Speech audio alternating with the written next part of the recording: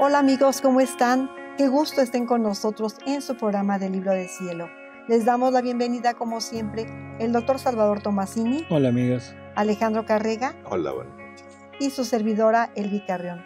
Y vamos a dar comienzo con la lectura 2039, diciembre 22, 1926. Señales de que pertenecemos a la familia celestial. Dios acostumbra a hacer sus obras primero al tú por tú con una criatura. Así hizo con su mamá. Como Jesús, por cuanto más grande es una obra que hace, tanto más pone en ella la imagen de la unidad divina. Estaba pensando en el bien supremo y rogaba a mi dulce Jesús que me diera una gracia tan grande de hacerme cumplir en todo y por todo su santísima voluntad y de hacerla conocer al mundo entero, a fin de que fuera reintegrado en la gloria que las criaturas le niegan. A ver, esta primera frase es curiosa, ¿no? Estaba pensando en el Fiat Supremo. ¿Qué está diciendo? Pues es que estaba metida en el acto único de Dios, se puede decir. O sea, hay dos posibilidades, que ella estaba pensando en el Fiat o que estando dentro del Fiat estaba pensando. O sea, ella estaba pensando con las cualidades, con todos los atributos del Fiat Supremo. Y a través de eso es como ella rogaba, o sea, la gracia tan grande de hacerla cumplir en todo su santísima voluntad. O sea, las dos, ¿no? Yo me inclino, esa es cosa mía, no sé ustedes, a pensar que está diciendo que estaba pensando dentro, fundida con el Fiat Supremo, ¿no? Sí. No sé ustedes cómo También lo vean. pienso lo mismo. Sí, pues sí es. Ya no te queda otra. Suena más lógico, ¿no? Sí. A ver, seguimos. Ahora, mientras esto y otras cosas pensaba, el dulce Jesús se ha movido en mi interior y me ha dicho: Hija mía, ¿cuál es la finalidad por la que quieres que mi voluntad sea cumplida en ti y sea conocida por todos? Y yo: lo quiero porque tú lo quieres. Lo quiero para que se establezca el orden divino y tu reino sobre la tierra. Lo quiero para que la familia humana no viva más como extraña a ti, sino que se vincule de nuevo a la familia divina de donde tuvo su origen. Y Jesús, suspirando, ha agregado: O sea, toda la misma intención, las mismas finalidades de él, ¿no? O sea, no lo está pidiendo y por eso es que yo me atrevo a pensar que está dentro del Fiat, fundida en el Fiat. Porque toda la finalidad es la misma finalidad de Dios.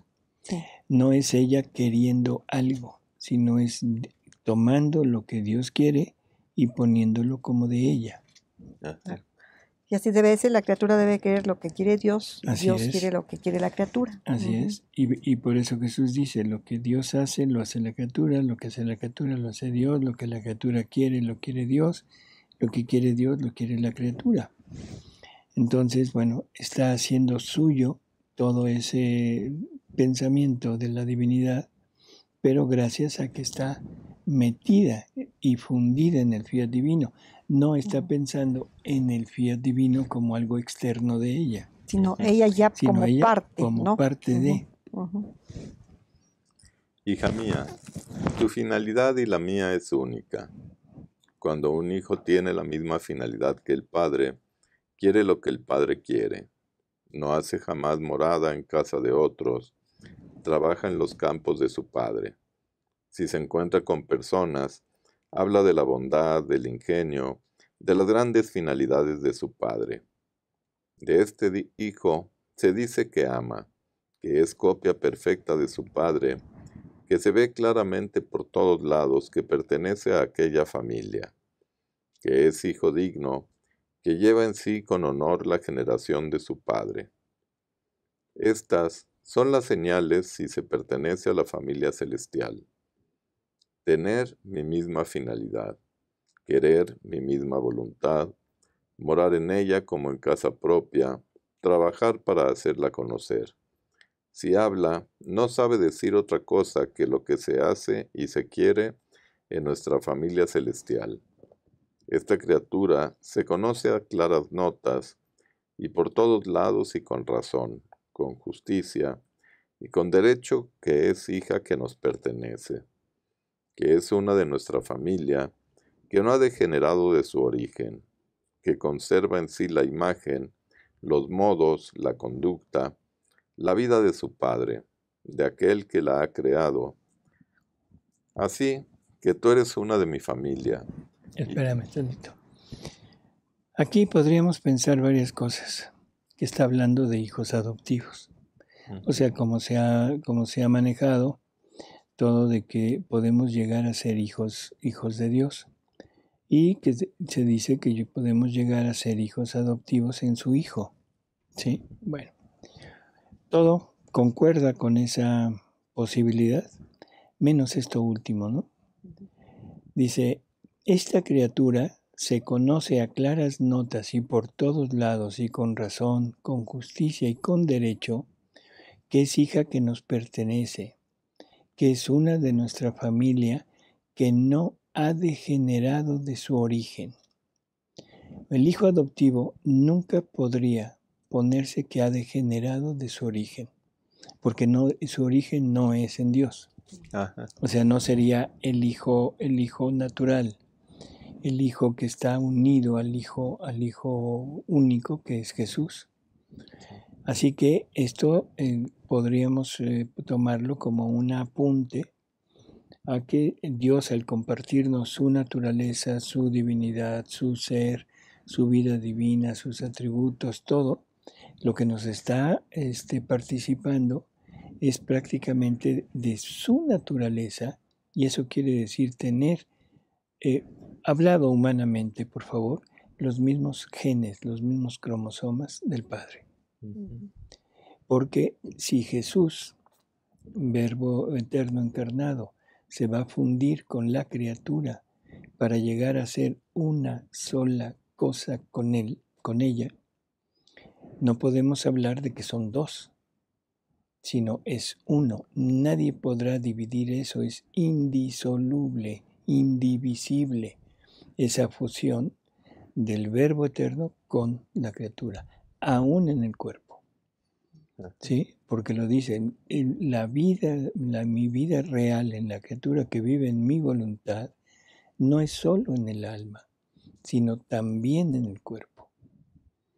Es fantástico. Sí, claro. Sí. Se puede decir que es el mismo ADN, ¿verdad?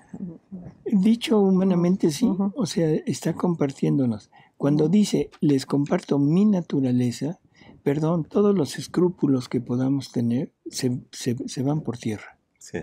Si me dijera que me comparte su divinidad, su vida divina, su voluntad, sus atributos, sus obras, con toda razón yo diría, es hijo adoptivo. Pero cuando me dice que me comparte su naturaleza, la palabra naturaleza responde a una pregunta. Y la pregunta es, ¿qué es?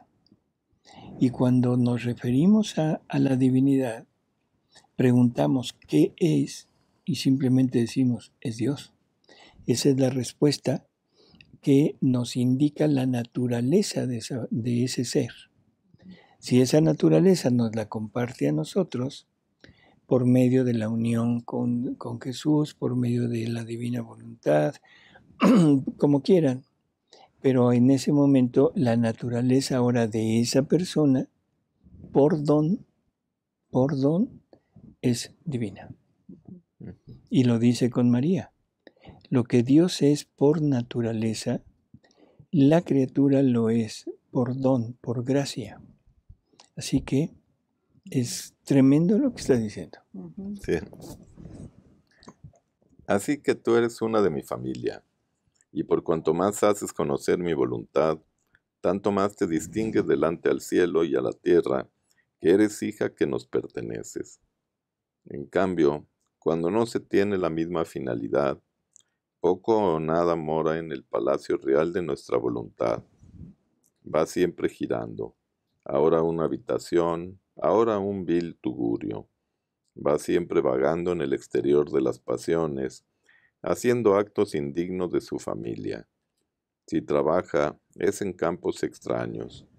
Si habla, no resuena jamás sobre sus labios el amor, la bondad, el ingenio, las grandes finalidades de su Padre. Así que en toda su conducta no se conoce de hecho que pertenece a su familia. Se puede llamar a este hijo de su familia, y si salió de esa familia, es hijo degenerado que ha roto todos los vínculos y las relaciones que lo ataban a su familia. Por eso, solo quien hace mi voluntad y vive en ella puede llamarse hijo mío, miembro de mi familia divina y celestial. Todos los demás son hijos degenerados y como extraños a nuestra familia. He aquí, ¿por qué cuando tú te ocupas de mi fiat divino, si hablas, si giras en él, nos pones en fiesta? Porque sentimos que es una que nos pertenece. Sentimos que es nuestra hija que habla, que gira, que trabaja en el campo de nuestro querer. Y a los hijos se les dejan las puertas abiertas. Ninguna habitación se cierra para ellos, porque lo que es del Padre es de los hijos. Y en los hijos se pone la esperanza de una larga generación del Padre. Así, yo he puesto en ti la esperanza de la larga generación de los hijos de mi eterno fiat. Mi mente seguía pensando en la voluntad suprema y decía entre mí, pero ¿cómo puede ser que por mí sola, que este pequeño ser tan insignificante, que no soy buena para nada, que no tengo ni dignidad, ni autoridad, ni superioridad, puede imponerme, difundirme, hablar para hacer conocer este sol del querer divino y así poder formar los hijos de su generación? Pero mientras esto pensaba, mi dulce Jesús interrumpió mi pensamiento y saliendo de dentro de mi interior, me ha dicho: Hija mía, es mi costumbre hacer mis obras más grandes, primero al tú por tú con una sola criatura. En efecto, una fue mi mamá, y con ella sola desarrollé todo el obrar y el gran portento de mi encarnación. Ninguno entró en nuestros secretos, ni penetraron en el sagrario de nuestras habitaciones, para ver lo que pasaba entre yo y la soberana celestial. Ni ella ocupaba en el mundo puesto de dignidad y de autoridad, porque yo al elegir no veo jamás las dignidades ni superioridades, sino que veo al pequeño individuo en el cual puedo mirar mi voluntad, que es la dignidad y la autoridad más grande, la alteza de la pequeña niña de Nazaret, y a pesar que no tenía un puesto ni dignidad, ni superioridad en el bajo mundo, pero como poseía mi voluntad, de ella pendía cielo y tierra. En sus manos estaba la suerte del género humano. Estaba la suerte de toda mi gloria que debía recibir de toda la creación. O sea, aquí nos vuelve a repetir, y esto es necesario puntualizarlo. Dice, es mi costumbre hacer mis obras más grandes, primero al tú por tú con una sola criatura. Por lo tanto, lo que estamos hablando es que para poder Jesús o Dios llegar a hacer su obra, primero lo trata con uno solo, porque ese uno tiene que pagarle a nombre de toda la familia humana. Y cuando ya le pagó, entonces ya Dios decide ponerlo a disposición de todos los demás. En la creación, o sea, Él nos habla de la redención, como aquí, que la trata con nuestra Madre Santísima, y cuando María le paga por todo, entonces ya se lleva a cabo esta redención, y por eso ella es la depositaria de todos los bienes de la redención. La obra del reino de la divina voluntad, o sea, el hágase tu voluntad como en el cielo en la tierra, la trata con Luisa. Pero ahí hay un pequeño cosa. Aparentemente es la tercera obra de Dios, pero en realidad era la segunda. Debería de haber sido la segunda obra, porque esa obra la trató con Adán. Adán era como el encargado donde Dios quería establecer su reino una vez hecha la creación. La creación la trata con la humanidad, con su propia humanidad. Por eso es que no lo menciona en ningún lado. Pero con todo lo que Jesús nos va diciendo a través de la obra, y sobre todo cuando dice que Él creó todos los actos de todas las criaturas y le pagó al Padre por todos nosotros, estamos entendiendo que en Él fue donde se depositó toda la obra de la creación y Él pagó a nombre de toda la humanidad. La segunda obra era directamente el reino aquí en la tierra. Y ese reino lo trata con uno, no dos, uno, que es Adán. Nada más que Adán le falla. Adán se sale, los motivos no importa, o sea, se sale. Y entonces Dios tiene que, esta segunda obra, tiene que posponerla, porque ahora hay necesidad de poner una obra intermedia, que es la redención. Y esa redención tiene que venir a rehabilitar al hombre para poder llevarlo nuevamente al punto original. Entonces, es la creación en la humanidad de Jesús, en el Verbo eterno emanado, la redención en la humanidad de Jesús y la redención en María y el reino de la divina voluntad en Luisa. Ahora Luisa toma el papel de Adán y esta obra que era la segunda obra de Dios, ahora se pasó a la tercera y dio la oportunidad de tener una segunda obra emergente que era la redención. ¿Sí? Recibir el bien de esta. Una fue mi humanidad y de esta salió la generación de los redimidos. Por eso, basta formar en una todo el bien que se quiere para poder hacer salir la generación de ese bien. Ojo con eso, lo vuelve a repetir, ¿no?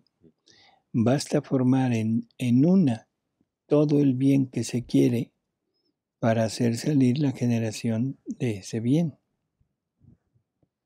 Así como basta una semilla para poder multiplicar 1000 y 1000 veces la generación de aquella semilla. Por eso, toda la potencia, la virtud, la habilidad que es necesaria a una virtud creadora, está en formar la primera semilla. Formada la primera, es como levadura para formar la generación de ellas. Así me basta un alma sola, quedándome libertad absoluta de encerrar en ella todo el bien que quiero y de hacerme formar en ella el sol del Fiat Supremo. Este sol lanzará sus rayos sobre la superficie de la tierra y formará la generación de los hijos de mi querer. Un ejemplo que podríamos poner es el sol material. O sea, Jesús, bueno, la divinidad encierra en este sol todos los bienes que la creación debe recibir de él. La fecundidad de la tierra, el crecimiento de las plantas, el sabor de los frutos, el alimento que deben tener todo lo que comemos. En fin, todo eso está encerrado en el sol. Está encerrado también la parte de la purificación de las aguas, del aire, en fin. Y está encerrado parte de lo que el sol hace en nosotros, seres humanos, para poder crecer bien, o sea, sanos, fuertes, en fin. Pero el sol es uno. No puso todas las cosas en varios elementos, sino lo puso en uno, en el sol. Y el sol es el dador de todo, o sea, es uno de donde salen todos los efectos que Dios quería, aparte del color, el olor, el sabor, en fin, todo. Lo mismo es en este ejemplo que está poniendo, bueno, no, en esto que está diciendo. Todo lo deposita en uno y de ese uno recibimos todos. Hay alguna parte en los escritos, no recuerdo ahorita dónde está, que dice Jesús, que en Adán se puso todo lo que el hombre puede llegar a tener. O sea, lo que Dios no puso en Adán, no lo podemos llegar a tener.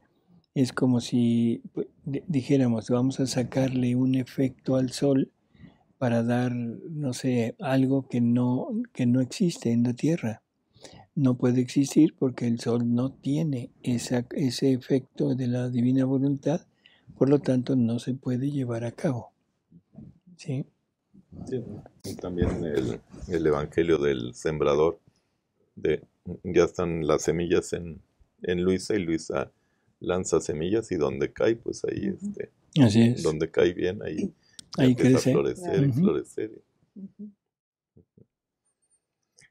Ahora, tú debes saber que todas nuestras obras más grandes llevan en sí la imagen de la unidad divina, y cuanto más bien están destinadas a hacer, tanto más bien encierran de esta unidad suprema.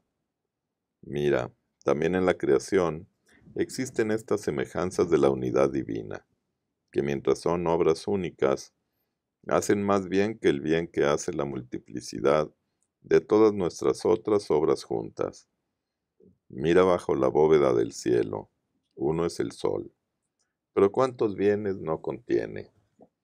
¿Cuántos no hace a la tierra? Se puede decir que la vida de la tierra depende del sol. Mientras es uno, abraza con su luz a todos y a todo. Lleva todo en su regazo de luz y da a cada cosa un acto distinto. Según la variedad de las cosas que inviste, comunica la fecundidad, el desarrollo, el color, la dulzura, la belleza. Sin embargo, el sol es uno, mientras que las estrellas son muchas, pero no hacen el gran bien que hace el sol a la tierra, a pesar de que es uno. La potencia de un acto único animado por la potencia creadora es incomprensible, y no hay bien que de éste no pueda salir. Puede cambiar la faz de la tierra de árida a desierta, en primavera florida. El cielo es uno, y por eso se extiende por doquier.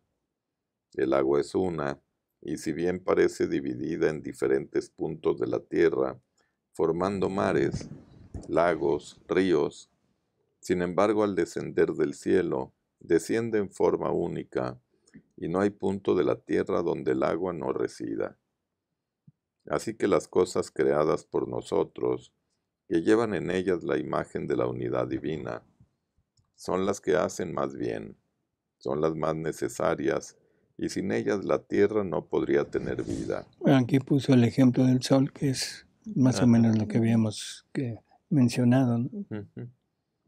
Por lo tanto, hija mía, no pienses que estás sola. Es la unidad de una obra grande que debo desarrollar en ti. No pienses en que no tienes dignidad y autoridad externa. Esto no dice nada. Mi voluntad es más que todo. Su luz parece muda, pero en su mutismo inviste las inteligencias y hace hablar con tal elocuencia de asombrar a los más doctos y reducirlos al silencio. Esta es otra de las cosas que a veces se valora, el hombre valora por la, ¿cómo diríamos? La altura, la dignidad, la calidad de la persona que está siendo objeto de esta obra de Dios, ¿no? Se valora, por ejemplo, en Luisa, o sea, que es una persona que su educación fue mínima, o sea, segundo año de primaria, y la altura de los escritos que tiene es enorme, ¿no? Sin embargo, eso se desprecia. Sí. O sea, no se toma en cuenta y no se ve que lo que importa no es el mensajero, sino lo que importa es el mensaje, que eso es lo que decía San Pablo. O sea, que él llevaba el mensaje de Jesús, de un Cristo crucificado, pero en una vasija de barro.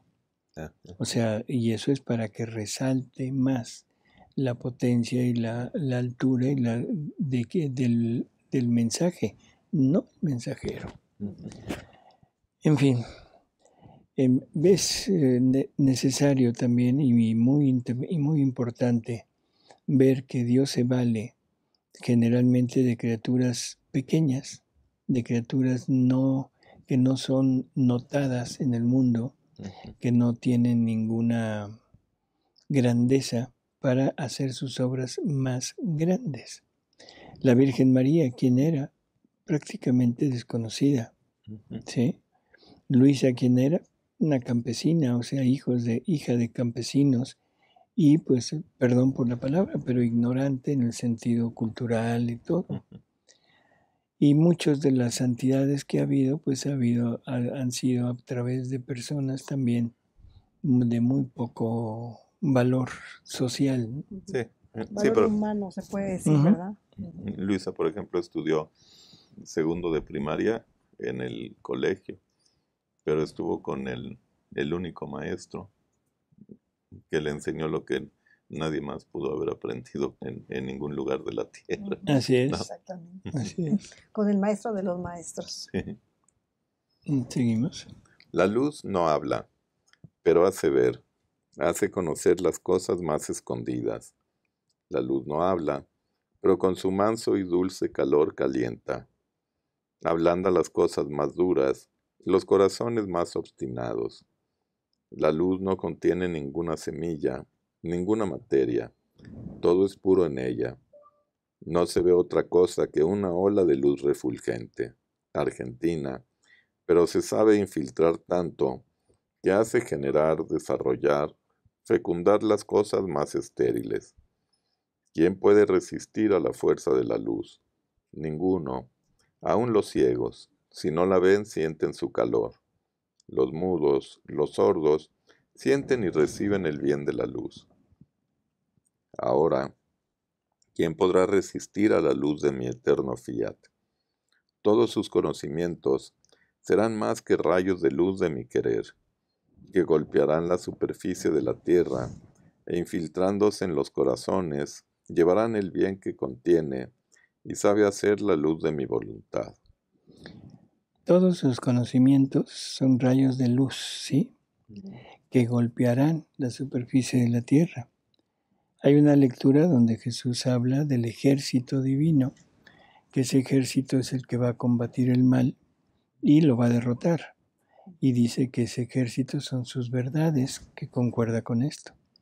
El único punto es que ese ejército requiere de armas.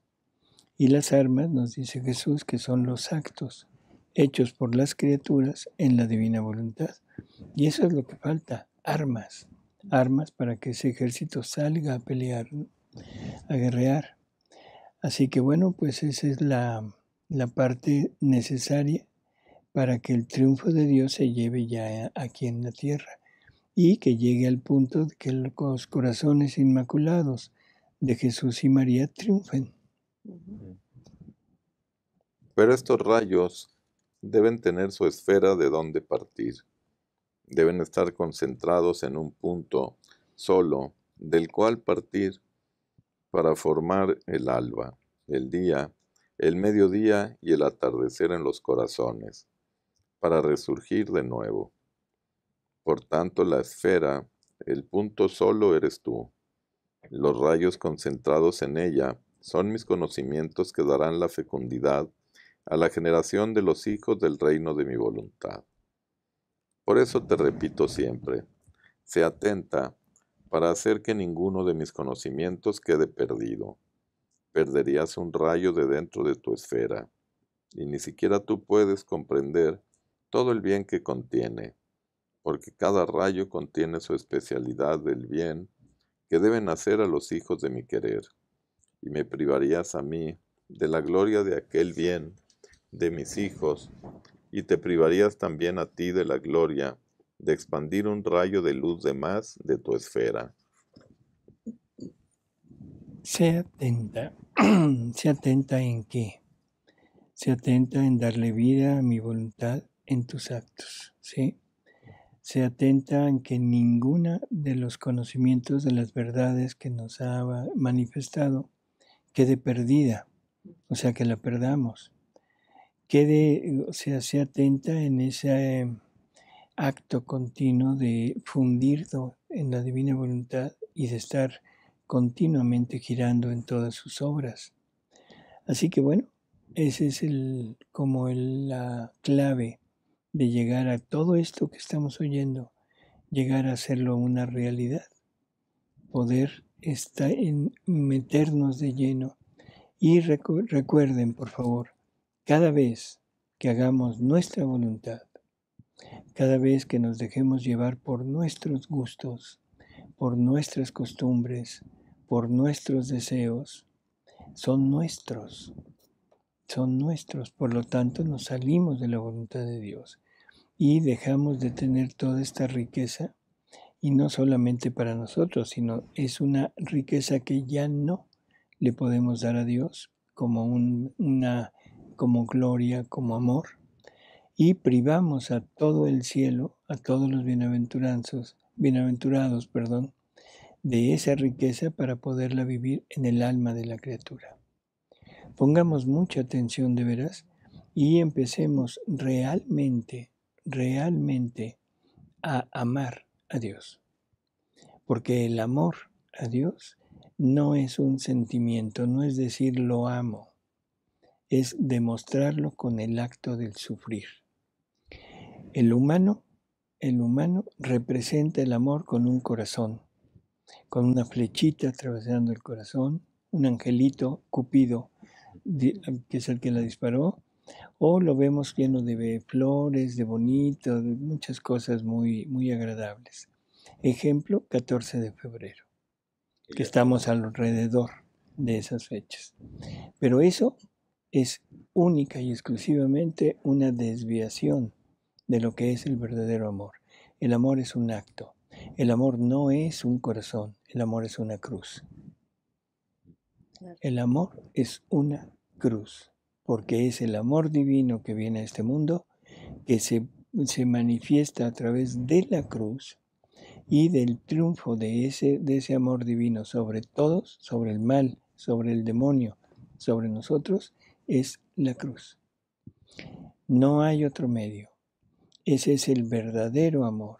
Y si no entramos por ese amor que es cruz, el corazoncito con el cupido y todas las florecitas no nos van a servir más que de perdición. Así es. ¿Sí? Y pues hagamos sus pensamientos, nuestros pensamientos, sus deseos, nuestros deseos y así de todo lo demás. Así es. Bueno, pues amigos, otra vez el tiempo se nos termina y agradeciendo de nuevo aquí la presencia de nuestros compañeros de Elvi, gracias, de doctor. Alejandro, gracias, Paris, y gracias, sobre Paris. todo de ustedes que son los que nos prestan su atención. Hasta luego. Muchas gracias, Gracias, amigos. buenas noches. Hasta luego.